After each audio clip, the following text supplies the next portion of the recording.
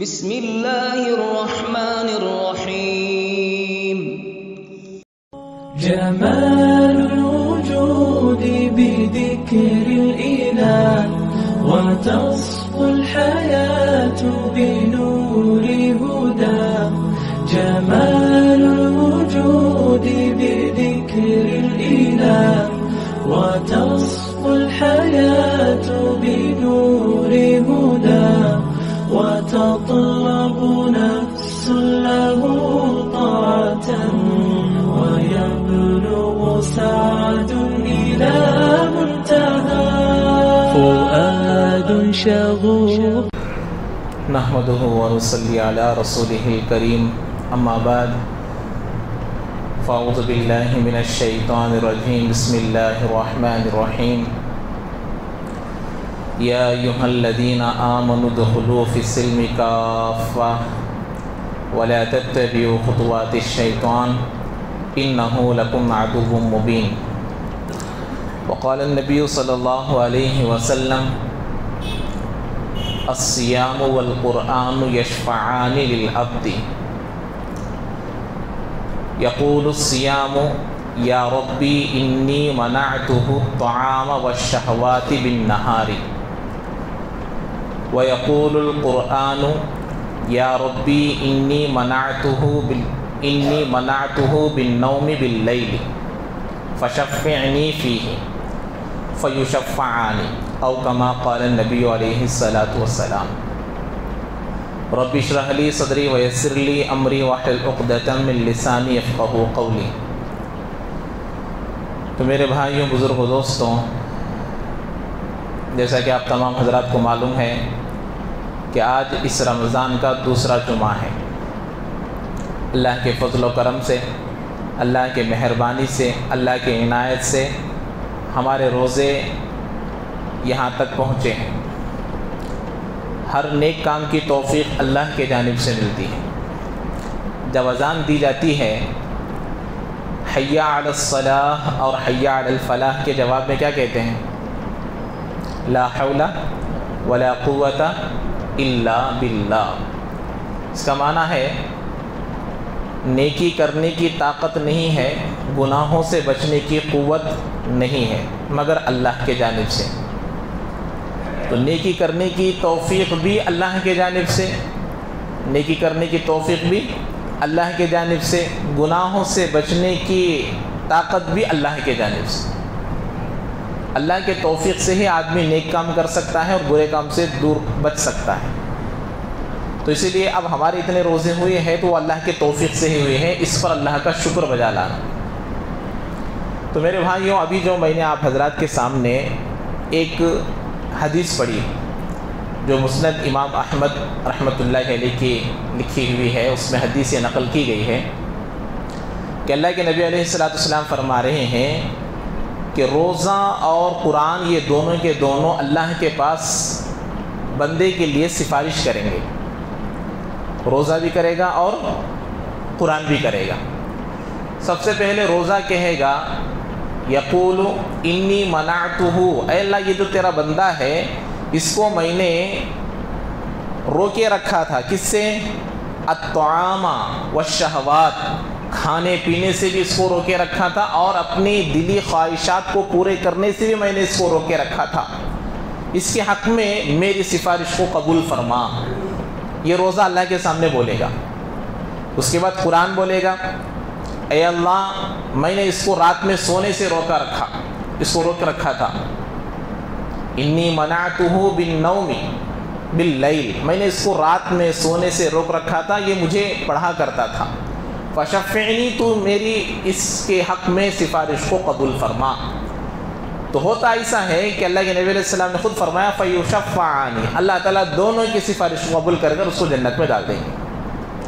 تو روزہ بھی اللہ تعالیٰ کے پاس سفارش کرے گا اور قرآن بھی سفارش کرے گا. اس لیے ان دونوں کو کبھی بھی چھوڑنا نہیں چاہیے. روزہ تو رمضان کا ایک مہینہ ہے، یہ قرآن پوری زندگی کے لیے ہے، پوری زندگی کے قیامت تک کے لیے ہے یہ کتاب. تو اس کی تلاوت بھی روزانہ کرنی چاہیے. اللہ کے نبی علیہ السلام کی حدیث مبارکہ ہے، اللہ کے نبی علیہ السلام نے فرمایا انی ترکتم فیکم ثقلین، اے لوگوں میں تو دنیا سے چلا جا رہا ہوں، میں آپ کے ساتھ رہنے والا نہیں، میں دنیا میں ہمیشہ رہنے والا نہیں، میں تمہارے بیچ میں رہنے والا نہیں، لیکن میں تو جا رہا ہوں، لیکن میں تمہارے درمیان میں دو زبردست چیزوں کو چھوڑ کر جا رہا ہوں۔ انی ترکتم فیکم ثقلین، کیا ہے؟ کتاب اللہ و سنتی۔ اللہ کے نبی نے فرمایا لن تضلوا ما تمسکتم بہما، ان دو چیزوں کو اگر تم مضبوطی سے پکڑ لو گے، قیامت تک جتنے بھی لوگ آئیں گے ان دو چیزوں کو مضبوطی سے پکڑ لیں گے، وہ کبھی بھی گمراہ نہیں ہوں گے، چاہے دنیا میں جیسا بھی فتنہ آئے، جو بھی فرقے آئے، جو بھی گمراہ جماعتیں آئے، وہ اس کے اوپر حملہ نہیں کر سکتے۔ اللہ کے نبی نے فرمایا وہ دو چیزیں کتاب اللہ و سنتی، اللہ کی کتاب کو مضبوطی سے پکڑ لو اور میری سنت کو مضبوطی سے پکڑ لو، تم کبھی بھی گمراہ نہیں ہوگے۔ تو میرے بھائیوں بزرگوں دوستوں، اس قرآن کو مضبوطی سے پکڑنے کی تعلیم دی گئی ہے ہم لوگوں کو۔ قرآن کی تلاوت، قرآن کے احکامات، قرآن میں جو باتیں بتائی گئی ہیں ان پر عمل کرنا، اور اس کی تلاوت تو ہمارے لیے ہے ہی۔ قرآن پاک کے بارے میں اللہ کے نبی علیہ السلام نے فرمایا خیرکم، تم میں سب سے بہتر شخص وہ ہے من تعلم القرآن وعلمہ، اس کو سیکھے اور دوسروں کو بھی سکھائے۔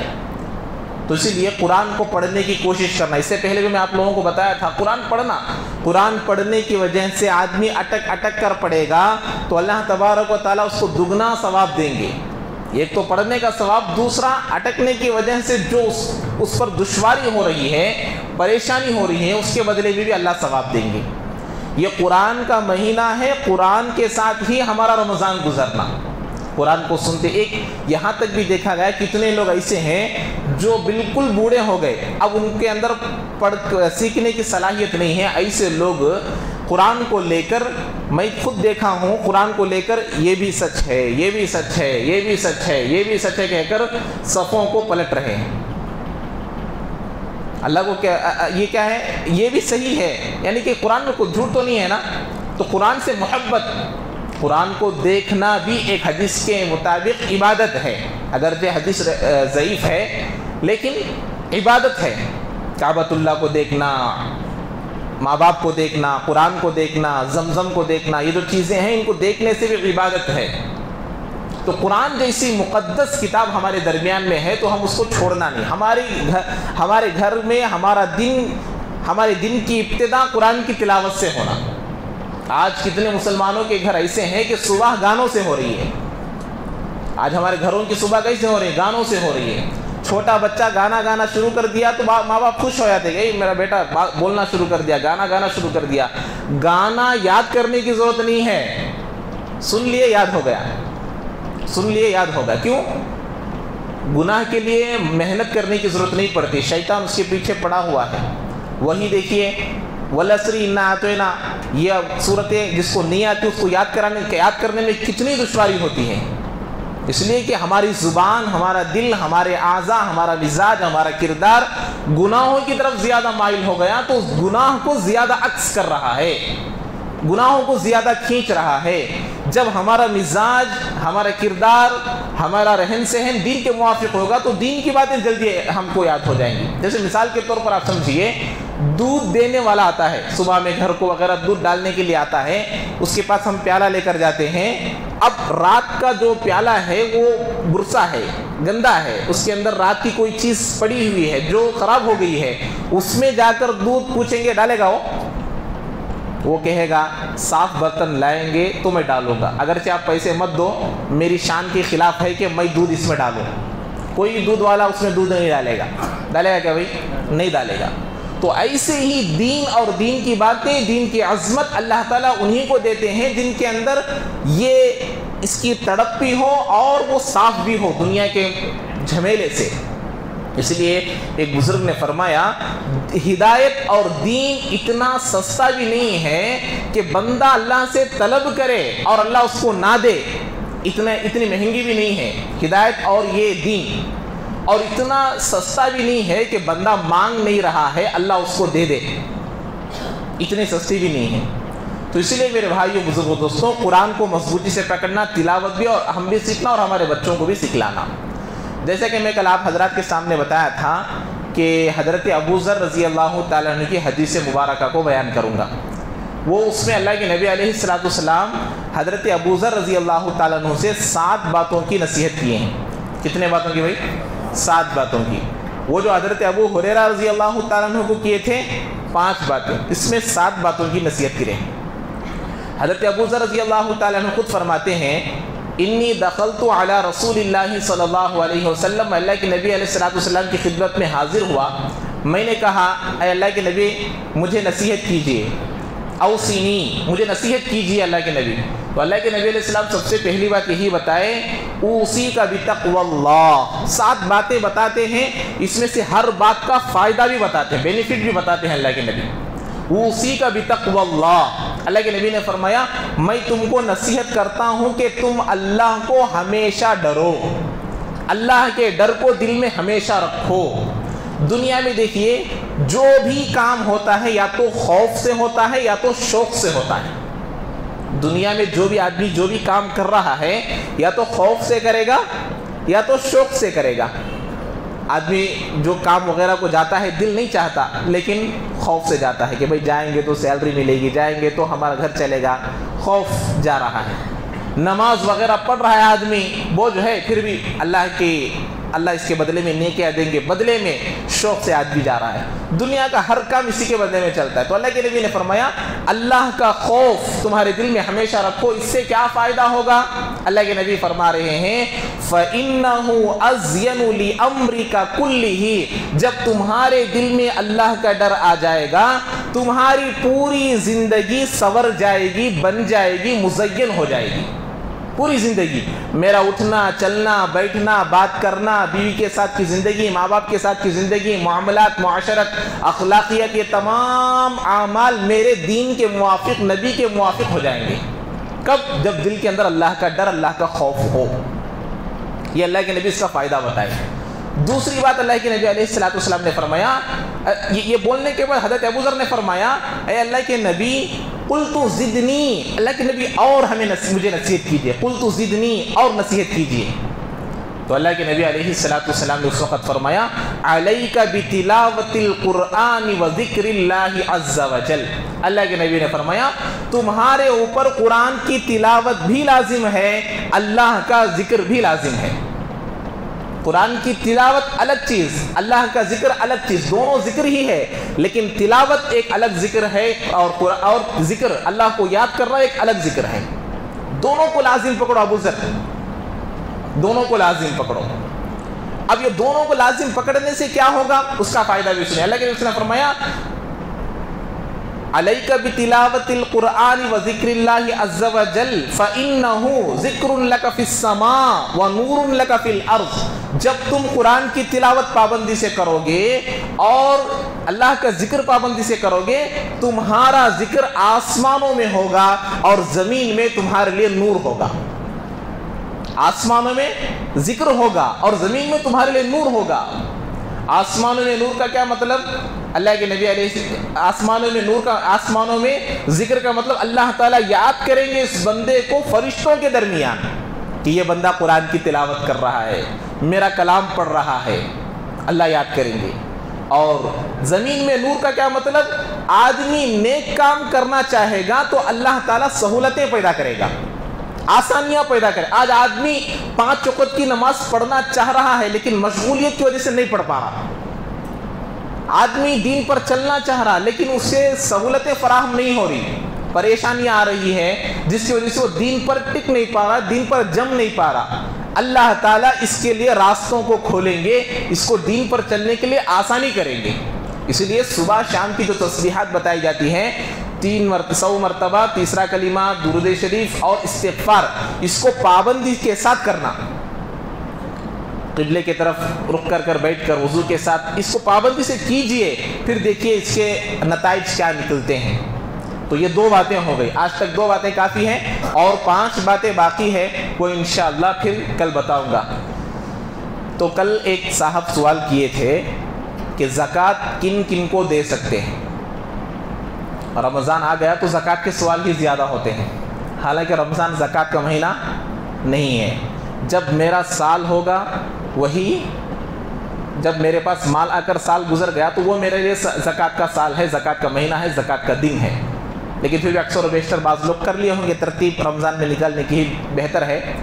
تو دیکھیے رمضان یہ زکوٰۃ جو ہے اپنے اصول کو نہیں دے سکتے اور اپنے فروع کو نہیں دے سکتے. جیسے اپنے باپ کو نہیں، اپنی ماں کو نہیں، اپنے دادا کو نہیں، اپنے پردادا کو نہیں، ایسے ہی اوپر تک. ایسے ہی اپنی ماں، نانا، نانی، پڑنانا، پڑنانی ان کو بھی نہیں دے سکتے آگے تک. یہ ہو گئے اصول. اب فروع میں کس کو نہیں دے سکتے؟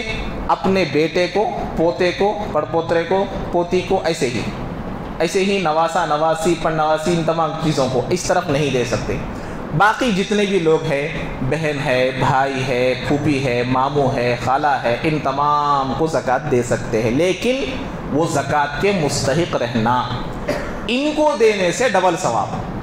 باہر دینے سے بھی ہمارے خاندان میں ایسے لوگ جن کو میں زکوٰۃ دے سکتا ہوں، ان کو زکوٰۃ دینے سے ڈبل ثواب ملے گا. ایک ان کے حاجتوں کو پورا کرنے کا ثواب، دوسرا زکوٰۃ ادا کرنے کا ثواب ہے کہ نہیں؟ یہ دو. اس کے بعد مدارس کو بھی دینے میں ڈبل ثواب. مدارس میں کیا ہے؟ ایک تو زکوٰۃ دینے کا ثواب تو ملے گا ہی، دوسرا دین کی اشاعت کے لیے دینا ہوگا.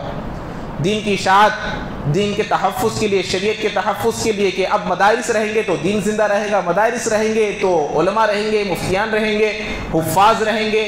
تو اسی لیے مدارس کو دینے میں بھی ثواب زیادہ اور اپنے خاندان میں دینے میں بھی ثواب زیادہ. اس کے بعد آج کا ایک سوال.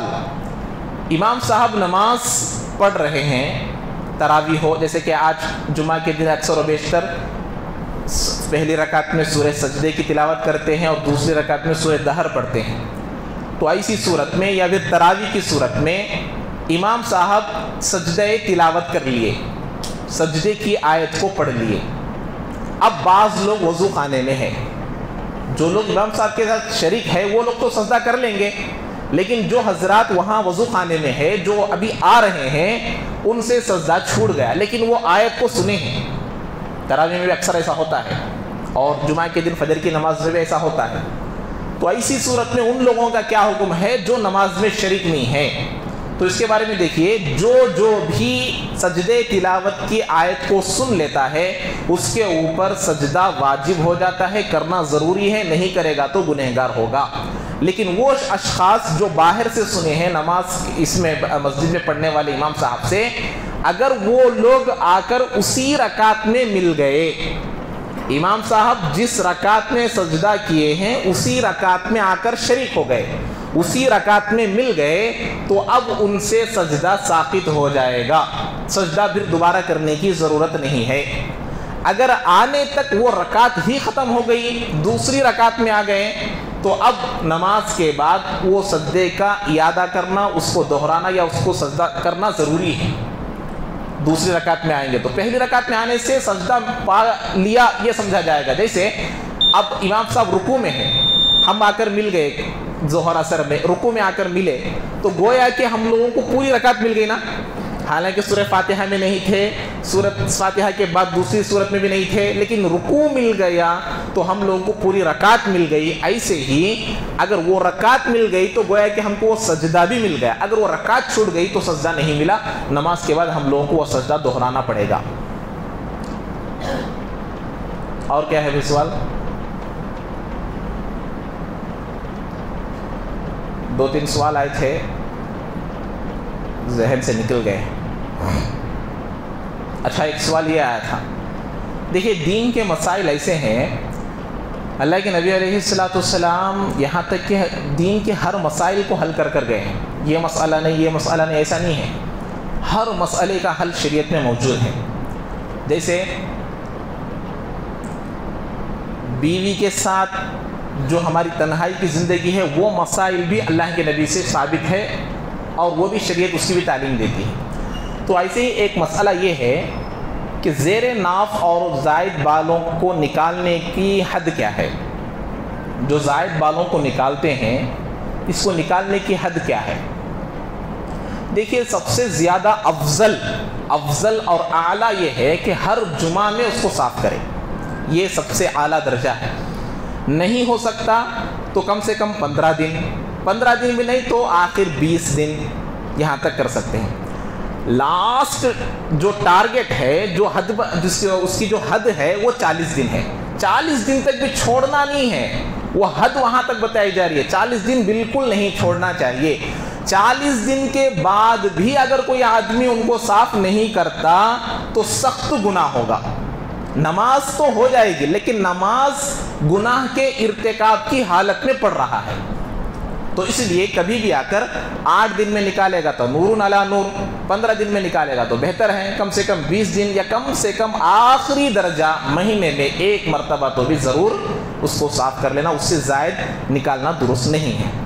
اسی کے ساتھ ایک سوال یہ بھی آیا کہ بسا اوقات صاف کرنے میں دشواری ہوتی ہے، وسطرہ وغیرہ استعمال کرنے سے دشواری ہوتی ہے، ٹھیک سے صاف نہیں کر پاتے اور اس میں دشواری ہوتی ہے، تو ایسی صورت میں پاؤڈر وغیرہ یا کریم وغیرہ یا جو بھی چیزیں دیگر جو ملتی ہے جو سہولت کے ساتھ صاف کیا جا سکتا ہے، اس کو استعمال کر سکتے ہیں یا نہیں؟ بالکل کر سکتے ہیں۔ مقصد بالکل گندگی کو صاف کرنا ہے، جیسے چاہے آپ کر سکتے ہیں۔ تو مسائل ہے، مسائل کو بیان کرنا یہ شریعت کا حق ہے۔ بچہ مدرسے میں پڑھتا، نابالغ بچہ دوم میں ہے، سوم میں ہے، مثال کے طور پر اول دوم سوم جیسے عربی کتابیں شروع ہو جاتی، اس میں مسائل آتے، حالانکہ وہ بالغ ہی نہیں ہوا ہے لیکن کتاب کا حق ہے کہ ہم اس کو پورے مسائل پڑھائیں۔ ایسے ہی شریعت کے مسائل بھی ایسے ہیں کہ آدمی شرم کی وجہ سے پوچھ نہیں پاتا، اور شرم کی وجہ سے بسا اوقات آدمی نماز پڑھ رہا ہے جنابت کی حالت میں، نہ پوچھنے کی وجہ سے۔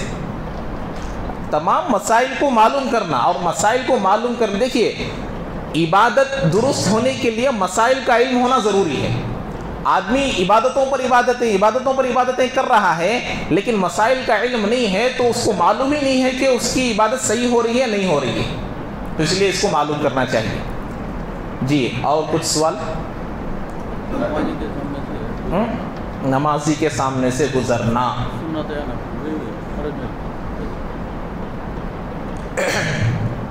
دیکھو نمازی کے سامنے سے جو بھی نماز ہو، چاہے وہ تنہا پڑھ رہا ہو، جماعت کی نماز سے پڑھ رہا ہو، نمازی کے سامنے سے گزرنا، اللہ کے نبی علیہ السلام صحابہ سے فرمائے اما یخشا، کیا تم لوگ اس بات سے نہیں ڈرتے کہ نمازی کے سامنے سے جانے والے کو کیا گناہ ہوگا اگر آدمی کو معلوم ہو جائے گا؟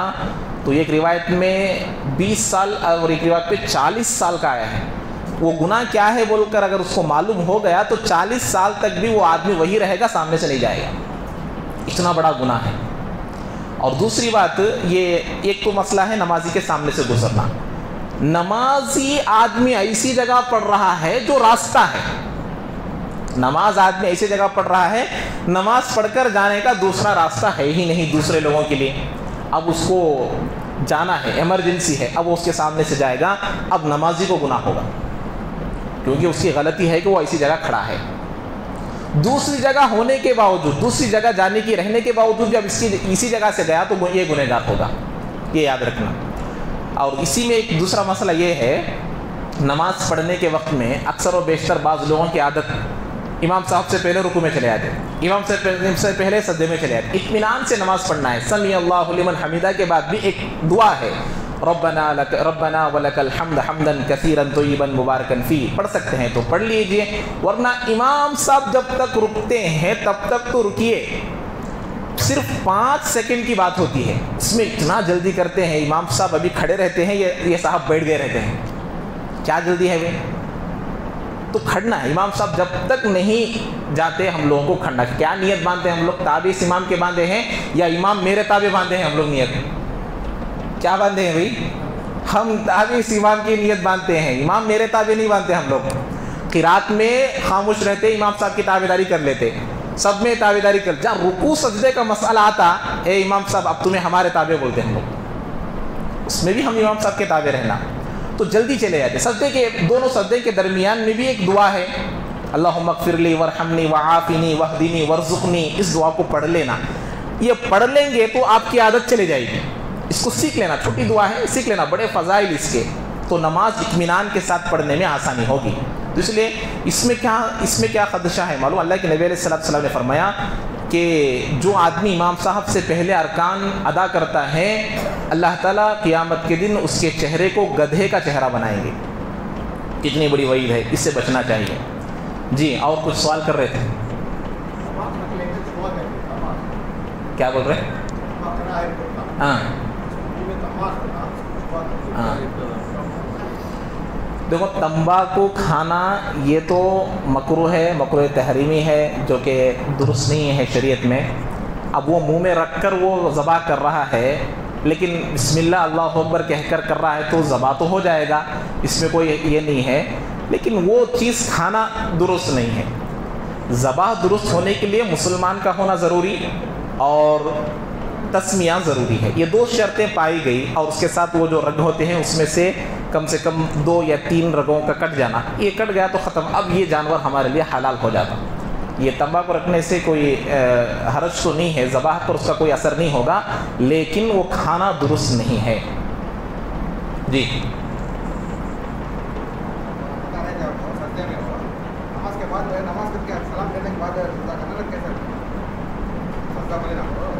ہاں نہیں, نماز ہونے کے بعد الگ سے کر لینا. نماز پوری ہو جانے کے بعد, جیسے قرآن پڑھنے کے بعد ہم لوگ قرآن پڑھتے پڑھتے سجدہ آ گیا تو قرآن رکھ کر جیسے سجدہ کرتے ہیں ویسا سجدہ کر لینا. بیٹھ کر ہی نماز ہو گئی, نماز ہونے کے بعد وہ اس سجدے سے جو امام صاحب سے ہم نے آیت سنی ہے اس نیت سے سجدہ کر لینا بس. سجدے کے لیے باقاعدہ کھڑا ہونا, کھڑے ہو کر ہی سجدہ کرنا ضروری نہیں ہے, آپ بیٹھے بیٹھے بھی سجدہ کر سکتے ہیں. نماز امام صاحب پوری کر دیے, جو رکعت چھوٹی تھی اس رکعت کو پورا کر لیا, اب تشہد میں بیٹھا ہوں نماز پوری ہونے کے بعد, اب فوری طور پر سجدہ کر لیجئے اور سجدہ آپ کا پورا ہو جائے گا. جیسے قرآن پڑھتے پڑھتے سجدے کی آیت آئی, قرآن کو بند کر دیے, بازو رکھ دیے, بیٹھے بیٹھے سجدہ کر لیے, سجدہ پورا ہو گیا. ایسا ہی ہے مسئلہ.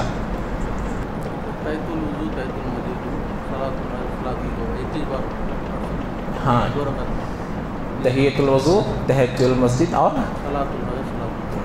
یہ جو نفل نماز ہے, نفل نماز میں جتنی چاہے نفل کی نیتیں کر سکتے ہیں. نفل نمازوں میں جتنی چاہے نیتیں کر سکتے ہیں. جیسے آدمی مسجد میں آیا, تحیۃ الوضو تحیۃ المسجد, اب یہ ایک ساتھ پڑھنا چاہتا ہے تو پڑھ سکتا ہے, اس کے ساتھ صلاۃ الحاجت بھی نیت کرنا چاہے تو کر سکتا ہے, الگ الگ پڑھنا چاہے تو الگ الگ بھی پڑھ سکتا ہے, لیکن واجبات اور فرض کے ساتھ دوسری نیتیں نہیں ہو سکتی. اور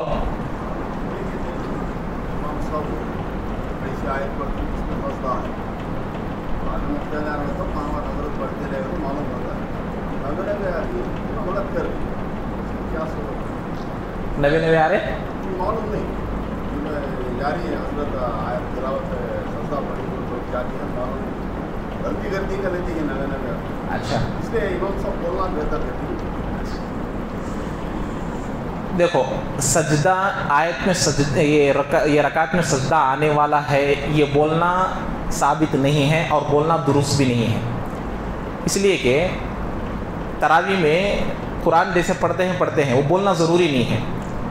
اب کیونکہ بولنے جس آدمی کو یہ بھی نہیں معلوم کہ سجدہ کیا چیز ہے, سجدہ کرنے سے کیا مطلب, سجدہ کب واجب ہوتا ہے, تو اب پہلی مرتبہ معلوم ہوگا. اب امام صاحب بھی رکوع میں جانے کی جو تکبیر بولتے ہیں, اللہ اکبر بولتے ہیں, سجدے میں جانے کی اس میں تھوڑا کھینچ کر بولتے ہیں. تو ایک مرتبہ اگر آدمی کو معلوم نہیں ہوا تو دوسری مرتبہ تو اس کو معلوم ہو جائے گا.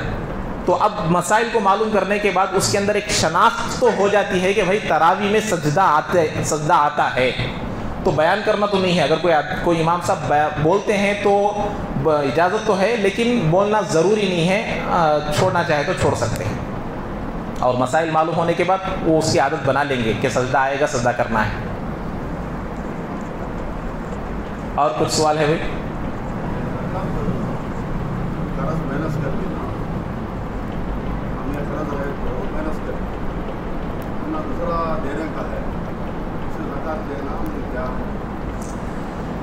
جیسے مثال کے طور پر میں کسی کو قرضہ دیا ہوں, ایسا نا, قرضہ دیے ہیں یا کوئی چیز آپ سے خریدا ہے, جیسے بھی آپ کی وہ رقم آنی ہے, سمجھ آ رہی بات. میرے پاس فی الحال سونا چاندی پیسہ سب ملا کر 5 لاکھ روپے میرے پاس نقد ہے, نیٹ کیش ہے, اور مجھے 2 لاکھ روپے آنے کے ہیں.